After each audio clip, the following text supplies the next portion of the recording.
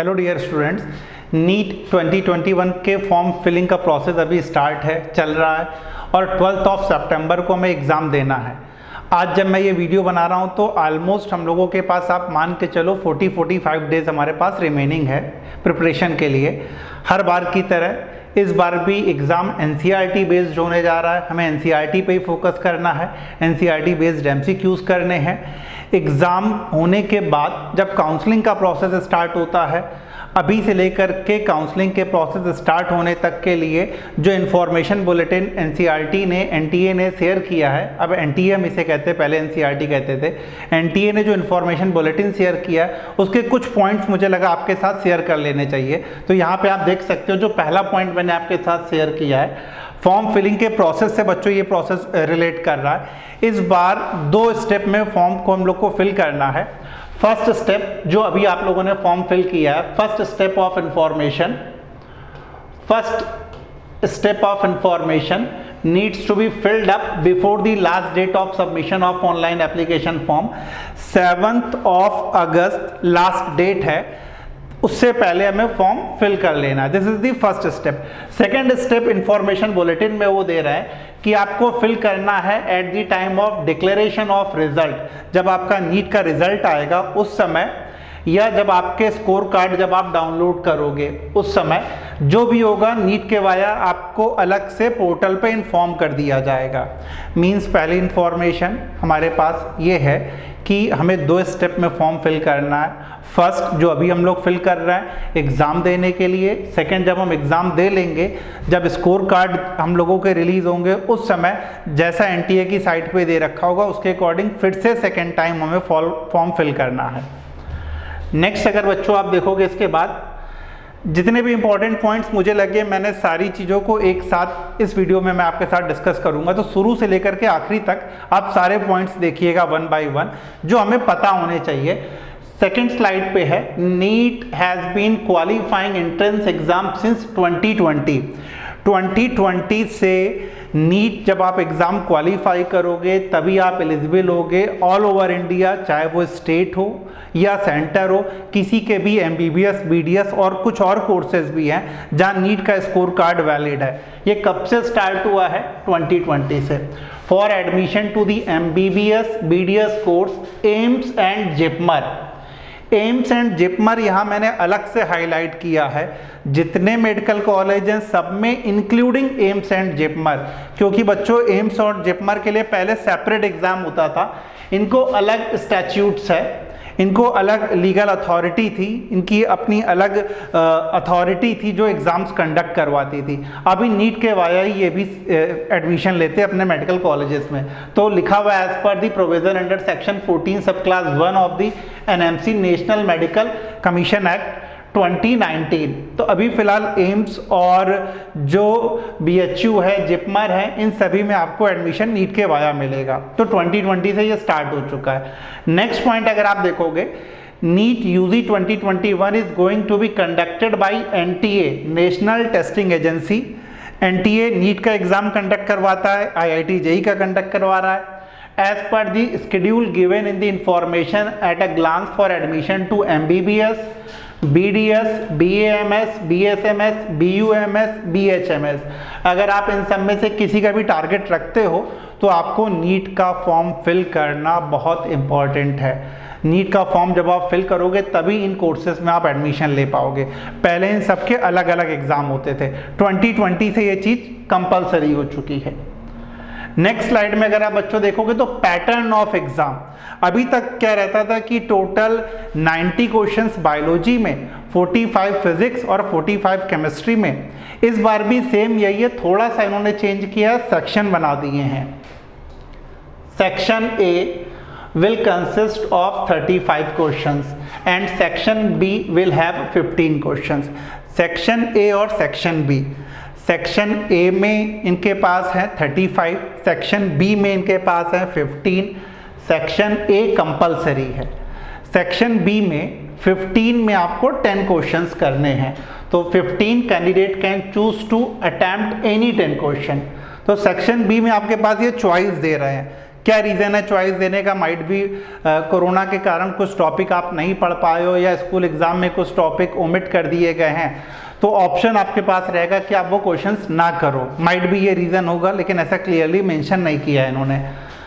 Next है, so the total number of questions and utilisation of time will remain the same.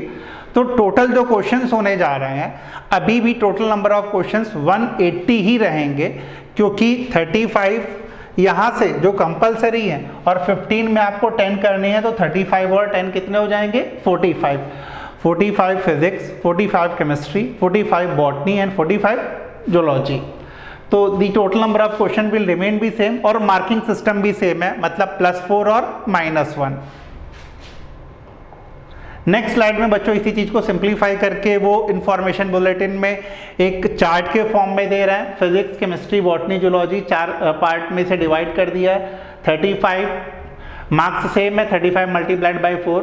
15 में आपको 10 करने हैं, तो देखो 40 और अल्टीमेटली इनका सम कितना आएगा? 720। तो जैसा लास्ट ईयर था 720 मार्क्स का ही टोटल पेपर है, बस सेक्शन बी में हमारे पास ऑप्शंस है। नेक्स्ट स्लाइड में अगर आप देखोगे तो एज के बारे में है। 17 ईयर की एज आपकी दिसंबर से पहले कंप्लीट हो जानी चाहिए, जो पहले था। मैक्सिमम एज लिमिट 25 है, मैक्सिमम एज लिमिट 25 है। लास्ट ईयर कुछ लोगों ने शायद 25 से ज़्यादा जिनकी एज थी उन्होंने भी एडमिशन लिया था, तो ये पिटीशन अभी सुप्रीम कोर्ट में पेंडिंग पड़ी हुई है। अभी ऑफिशियली एनटीए ने कहा है कि 25 आपकी मैक्सिमम है, 17 आपकी मिनिमम है।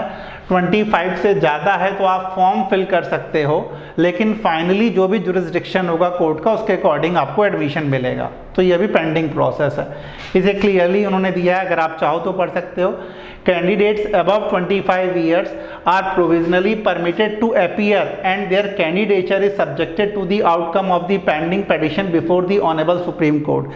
तो अगर आपकी एज 27, 28, 30 इवन ज़्यादा भी, आप एग्ज़ाम दे सकते हो, लेकिन ऑनरेबल सुप्रीम कोर्ट का जो फाइनल जुरिस्डिक्शन होगा उस बेसिस पे आपको मेडिकल कॉलेज में एडमिशन मिलेगा। आई थिंक आप लोगों को ये बात समझ में आ रही होगी। और एज लिमिट 25 है और 5 ईयर का जो सर्टेन कैटेगरी है, SC, ST, OBC, NCL category, non creamy layer, उनके लिए रिलैक्सेशन है 5 ईयर का। नेक्स्ट स्लाइड पे क्वालिफाइंग मार्क्स। अगर आपको एग्जाम में अपीयर होना है तो क्वालिफाइंग मार्क्स क्या होंगे जनरल कैटेगरी के लिए और जो सर्टेन कैटेगरी को बिलोंग कर रहे हैं। इन जनरल जो मार्क्स होने चाहिए वो 50%, PCB मिला करके बोलते हैं, फिजिक्स, केमिस्ट्री और biology. Physics, chemistry, biology, bio की जगह अगर आपने बायोटेक्नोलॉजी लिया है तो। और कैटेगरी में बच्चों ये कितना है? 40%। एम्स और जो अदर एग्जाम भी NTA के वाया कंडक्ट हो रहा है, वहाँ भी सेम क्वालिफाइंग क्राइटेरिया है, मतलब जनरल के लिए 50% और जो सर्टेन कैटेगरी को बिलोंग कर रहे हैं उनके लिए 40%। पहले ऐसा था कि 60% था, लेकिन ऐसा इस बार कहीं मेंशन नहीं है। इवन क्लियरली मेंशन कर दिया है कि MBBS, एम्स और जिपमर के लिए भी वही क्राइटेरिया फॉलो होगा जो जनरल अदर मेडिकल कॉलेजेस के लिए फॉलो हो रहा है, that is 50% and 40%। Next slide में बच्चों, अगर आप नीट 2021 अपीयर होने जा रहे हो तो किन किन कॉलेजेस में एडमिशन आपको नीट के वाया मिलेगा। ऑल इंडिया कोटा सीट्स सबको मालूम है कितने % है? 15%। State government Kota seats 85%। State के लिए काउंसलिंग स्टेट अथॉरिटी करवाता है और ऑल इंडिया कोटा से जो 15% आपको मिलेगा इसकी counselling MCC medical council committee करवाता है। जो भी सेंट्रल इंस्टीट्यूट्स हैं, यूनिवर्सिटीज़ हैं, डीम्ड यूनिवर्सिटीज़ हैं, वो भी इसी के वाया मिलेंगी, जैसे BHU है इसी के वाया मिलेगा। State management NRI quota, private universities इसी के वाया मिलेंगी। सेंट्रल पूल कोटा रहता 3%, नीट के वाया मिलेगा। All seats including NRI quota as well as management quota in private, unaided, aided, minority, non-minority, मतलब जितने भी हैं सब नीट के वाया ही मिलेगा। इवन लास्ट में फिर से एम्स और जिपमर की सीट भी आपको नीट के वाया मिलेगी। तो नीट का एग्ज़ाम आपको देना कंपलसरी है to getting admission in any medical college of India. Next, counselling का जो प्रोसेस है, काउंसलिंग के प्रोसेस में जैसा अगर आप देखोगे तो MCC medical council committee, NTA exam conduct करवाता है, उसके बाद मेडिकल काउंसिल कमेटीज़ की काउंसलिंग करवाती है।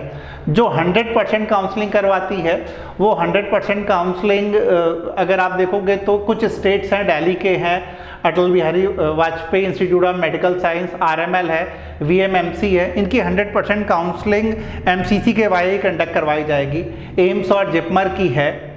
एएफएमसी के लिए ज़रूर आपको अलग से जो एएफएमसी की गाइडलाइन है वो फॉलो करनी पड़ेगी। बाकी डीयू, बीएचयू इन सब की काउंसलिंग एमसीसी के वाया ही होगी।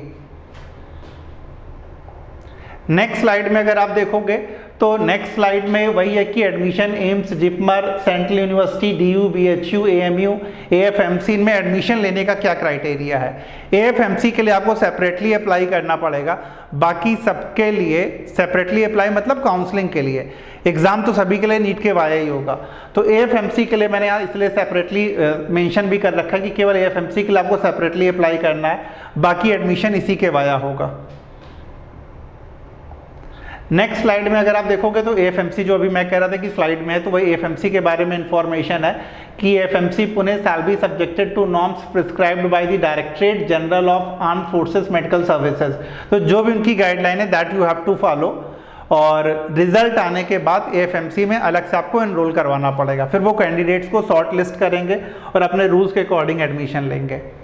रिजर्वेशन ऑल इंडिया कोटा में क्या क्या है ये देख सकते हो। एससी यानी शेड्यूल कास्ट के लिए 15%, शेड्यूल ट्राइब 7.5%, जो डिसेबिलिटी है 5% हॉरिजॉन्टल रिजर्वेशन है, ओबीसी 27%, लेकिन नेशनल इंस्टीट्यूट और सेंट्रल यूनिवर्सिटीज़ में केवल, ईडब्ल्यूएस 10%, नेशनल इंस्टीट्यूट्स और सेंट्रल यूनिवर्सिटीज़ में है केवल ये। तो ओबीसी का और ईडब्ल्यूएस का केवल नेशनल इंस्टीट्यूट्स और सेंट्रल यूनिवर्सिटी में रिजर्वेशन है, तो ये आप देख सकते हो। नेक्स्ट इसके अलावा ओपन स्कूल से अगर आपने 12th पास किया है तो अभी फ़िलहाल आप एप्लीकेबल नहीं हो नीट का एग्ज़ाम देने के लिए। यस, फॉर्म फिल कर सकते हो, फाइनली जब एडमिशन होगा तो पेंडिंग है, फिर से ये ऑनरेबल कोर्ट में डिसीजन पेंडिंग है। एग्ज़ाम आप दे सकते हो लेकिन आपको सीट अलॉट जब तक नहीं होगी जब तक कोर्ट आपको अलाउ नहीं करेगा। तो ओपन स्कूल का ये देख सकते हो, या एडिशनल आपने बायो लेकर के एग्ज़ाम दिया है तो वो भी आप एग्ज़ाम दे सकते हो, लेकिन आपको सीट मिलेगी फाइनली सिलेक्शन के बाद या नहीं, ये ऑनरेबल सुप्रीम कोर्ट या ऑनरेबल कोर्ट डिसाइड करेगा। नेक्स्ट है लास्ट जो पॉइंट मैंने अपने स्लाइड में इंक्लूड किया है, ये क्वेश्चन भी बच्चे बहुत पूछते हैं। अगर दो बच्चों के 600 मार्क्स आ गए और दोनों के इक्वल मार्क्स हैं तो कैसे डिसाइड होगा किसकी कौन सी रैंक होगी। उसे भी इंफॉर्मेशन बुलेटिन में एनटीए ने क्लियर लिखा है, जिसका मार्क्स या परसेंटाइल ज़्यादा होगा बच्चों किसमें, बायोलॉजी में, सेकेंड वो ले रहे हैं केमिस्ट्री में, फिजिक्स क्राइटेरिया नहीं लिया गया है जब इक्वल मार्क्स होंगे। कंफ्यूज इससे मत होना कि फिजिक्स लिया ही नहीं गया है। अगर इक्वल मार्क्स हुए तो रैंक डिसाइड करने के लिए पहले बायो फिर केमिस्ट्री। और तीसरा क्राइटेरिया जिसने कम गलत करे हैं, मतलब ज़्यादा से ज़्यादा जिसने करेक्ट करे होंगे।